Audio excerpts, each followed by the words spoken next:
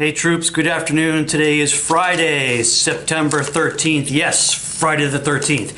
And it's back to school season. This is the time when we wind down from our client dinner and start to spool up for our college funding work, among other things. And by the way, if you haven't seen the videos from our client dinner, and in particular the keynote speech from best-selling author David McKnight, author of The Power of Zero and Tax-Free Income for Life, where David breaks down why it's so important to consider converting your taxable assets into tax-free ones.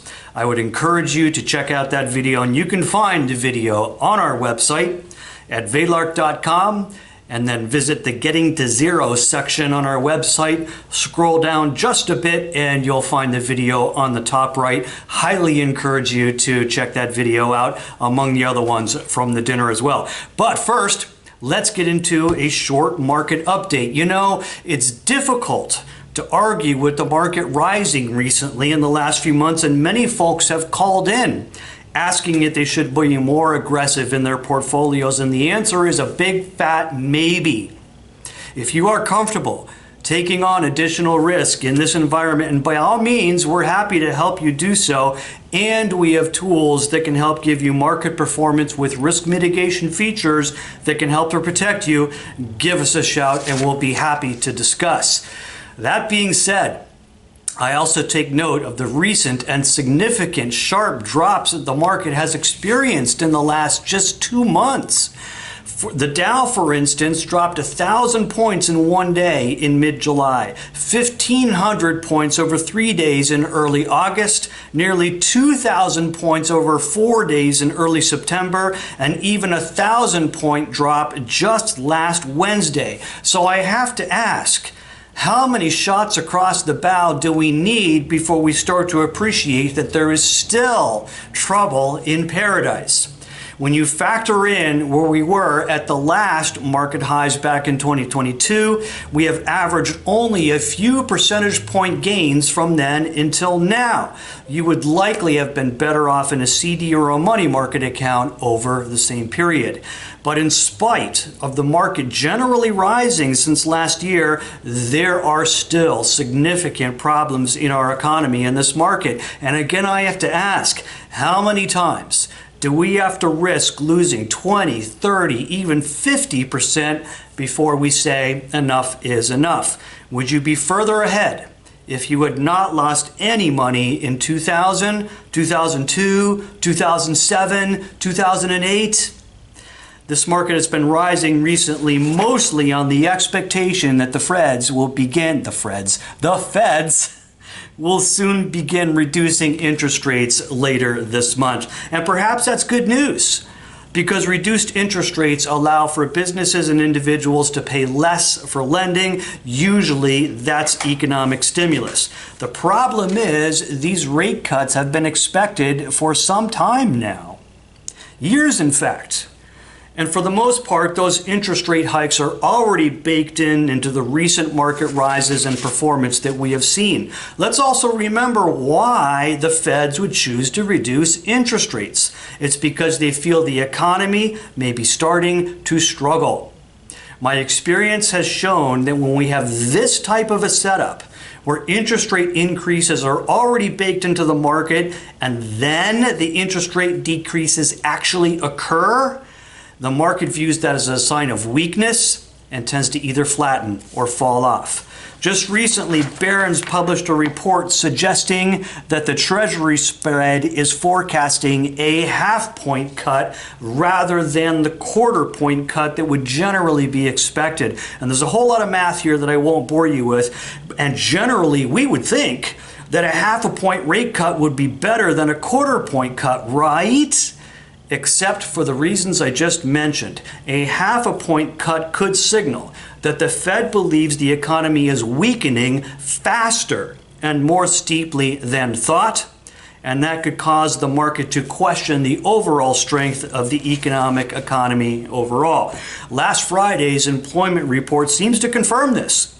First, as the Labor Department revised sharply downward previous reports, and Friday's employment report came in weaker than expected. We believe we are now looking at a slower, faster scenario. In other words, the economy is slowing more rapidly than previously expected, and that's likely to cause the markets to continue to struggle. Over the past few weeks, we've also seen more stocks making new 52-week lows and fewer stocks making new 52-week highs. And that's technical, I know, and while these levels are not alarming yet, the direction cannot be ignored. There's other signals too. Last Monday, Japan's Nikkei index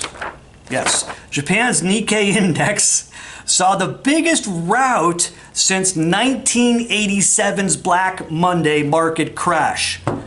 Real estate deals are being cut in America for the most insignificant of reasons, and even market darling Nvidia saw their latest earnings point to a potential flag where they beat their profit and revenue forecasts but issued underwhelming sales guidance, and that has given investors reason to question how long the surge in demand for Nvidia's products can last. Typically, also, September is a challenging month. Barron's Magazine recently published a short note providing or describing some of the major weaknesses, including military action overseas, including now Russia modifying their doctrine regarding use of nuclear weapons, and an effort to stymie Ukrainian advances. Just yesterday, news came out suggesting that Iran's nuclear program is greatly accelerating and that they are now providing close-range ballistic missiles to Russia, and that Western nations are considering adding additional sanctions and stuff.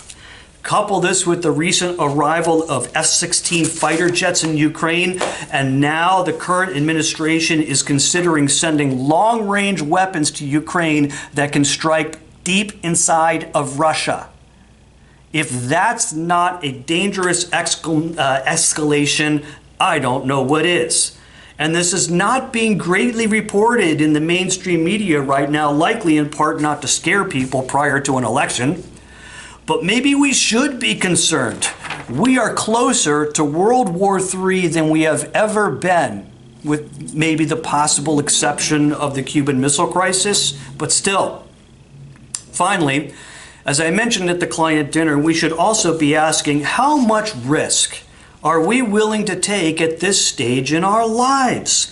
Most of our folks are either in retirement or quickly approaching retirement, and one of the biggest concerns that we should have as we start to rely on our investments for retirement income is market volatility. In fact, there's a name for it. It's called sequence of returns. And here's a real-world example. Let's take two portfolios, Tom and Mary and Mike and Susan. Both have the same amount of monies, there's the same age, the same withdrawal rate, and both average a 6% rate of return. But Tom and Mary experience losses early on. In that scenario, with their withdrawals, they run out of money much faster than Mike and Susan, even though they both had the same average rate of return.